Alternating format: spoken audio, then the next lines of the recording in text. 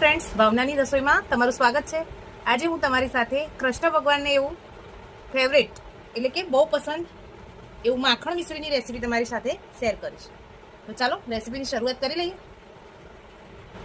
એક બાઉલ લીધું છે, એમાં આપણે આ પીગાળેલું ઘી લઈએ।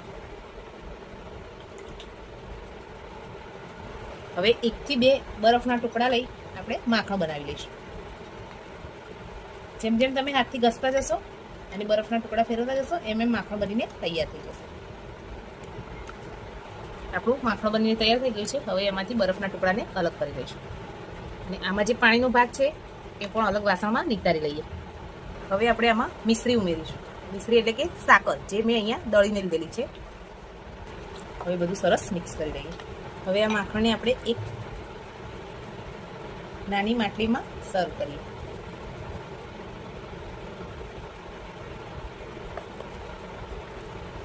હવે આપણે એને મિશ્રીથી એટલે કે સાકરથી,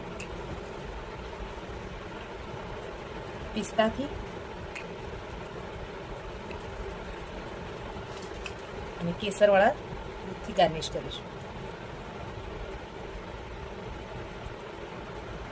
ફ્રેન્ડ્સ, આપણું માખણ મિશ્રી બનીને તૈયાર છે। શ્રી કૃષ્ણ ભગવાનને એનો ભોગ ચડાવી દઈએ। અને તમને મારી આ માખણ મિશ્રીની રેસીપી કેવી લાગી છે કમેન્ટમાં જરૂર જણાવજો। લાઇક, શેર અને સબસ્ક્રાઇબ કરવાનું ભૂલતા નહીં। જય શ્રી કૃષ્ણ।